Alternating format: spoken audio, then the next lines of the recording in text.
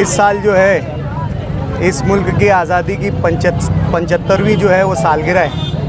इसलिए मौजूदा हुकूमत वक्त ने इस साल को जो है अमृत महोत्सव के तौर पर मनाने का ऐलान किया है। इसकी सबसे अहम और बुनियादी वजह यह है कि इस देश की कुर्बानी में हमारे बड़ों का, हमारे अकाबरीन का, हमारे उलमाए कराम का बहुत बड़ा हिस्सा रहा है। इस देश की आज़ादी की हर कोशिश में जो है हमारे बड़े, हमारे बुज़ुर्ग, हमारे उलमाए कराम शामिल रहे। आज हालात ये है कि हमारी कुर्बानियों को फरामोश कर दिया जा रहा है।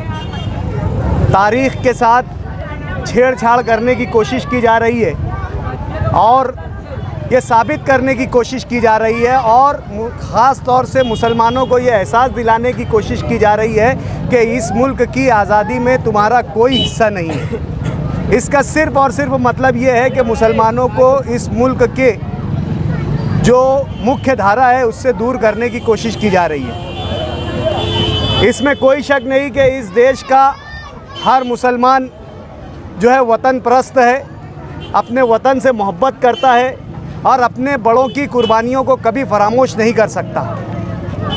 आज यकीनन ये झंडा हमारे लिए हमारी आन बान शान और हमारी जान से बढ़कर है। ये ना हमारे घरों पर लहराता है बल्कि हमारे दिलों में बसता है। क्या बात है, वाह। सिर्फ एक झंडा लहरा देने से हुब्बुल वतनी या वतन परस्ती या वतन से मोहब्बत जाहिर नहीं होती, लेकिन हुकूमत वक्त का ये ऐलान है कि हर घर झंडा तिरंगा लहराया जाए। आज मुसलमान जो है वो माशी तौर से परेशान है। हर रिपोर्ट के मुताबिक रोज़ कमाना, रोज़ खाना, इसी से मुसलमानों का इस मुल्क में गुजारा हो रहा है। और आज 40-50 रुपये का झंडा एक घर पर लहराना कदरे मुश्किल है। कोई हमारी हुब्बुल वतनी पर और वतन परस्ती पर शक ना करे। ये झंडा सिर्फ हमारे घरों में नहीं, हमारे दिलों में लहराता है और इसका हमें सबूत देने की ज़रूरत नहीं है। हमारी वतन परस्ती का, हुब्बुल वतनी का हमें सबूत देने की ज़रूरत नहीं है। लेकिन आज इस जमहूरियत का तीसरा सबसे बड़ा सुतून यानी मीडिया, इसका रंग भी ज़ाफ़रानी हो चुका है। ये कोई तरीके की, किसी भी किस्म की कोई बात, कोई हरकत छोड़ता नहीं है मुसलमानों को जो है देशद्रोह साबित करने की। हमारी ये बस्ती गरीब बस्ती है। यहाँ रोज़ कमाते हैं, रोज़ खाते हैं।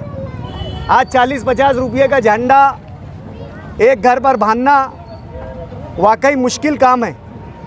इसलिए हमने ये तय किया है कि हम इस गरीब बस्ती में घर घर झंडा लहरा कर जो लोग हमसे ज़ाहिरी हुब्बुल वतनी का सबूत मांगते हैं उनको हम सबूत देंगे कि हम न सिर्फ ज़ाहिरी तौर से हिंदुस्तान हमारे दिल में बसता है, न सिर्फ जो है बातनी तौर से दिलों में हमारे हिंदुस्तान बसता है, बल्कि हर हमारे अमल में हिंदुस्तान बसता है। इस बात को साबित करने के लिए ये घर घर झंडा मुहिम हमने चालू की है और अल्हम्दुलिल्लाह ये कामयाबी से हमकिनार हो रही है। हमारा टारगेट है कि इस इलाके के 10,000 घरों पर जो है 15 अगस्त से लेकर 31 अगस्त तक ये झंडा लहराए। ये मुहिम का हमने शुरुआत की है और आप लोगों से गुजारिश करते हैं कि इस मुहिम की कामयाबी के लिए दुआ करें।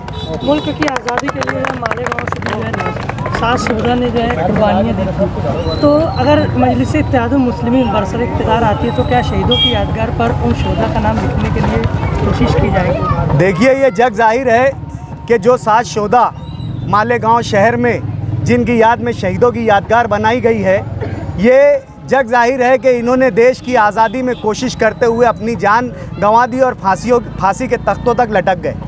लेकिन जिस तरीके से पूरे हिंदुस्तान की तारीख़ को मस्ख किया जा रहा है, बिगाड़ा जा रहा है और बिगाड़ कर पेश किया जा रहा है, उसी तरह मालेगांव की तारीख़ को भी जो है वो बिगाड़ कर पेश करने की कोशिश की जा रही है और उन लोगों को अंग्रेज़ों के ख़िलाफ़ जद्दोजहद करने वाला ना बताते हुए फ़िरका परस्त बताने की कोशिश की जा रही है। मजलिस इत्तेहादुल मुस्लिमीन के कौमी रहनुमा असदुद्दीन अवैसी साहब ने भी ये कहा है कि जब भी मालेगांव शहर में हमें इस बात का मौका मिलेगा, कारपोरेशन के इक़्तिदार के ज़रिए बोलो या किसी और इक़्तिदार के ज़रिए, हम जो है शहीदों की यादगार पर हमारे शोहदाए कराम का नाम लिखाएंगे। शुक्रिया।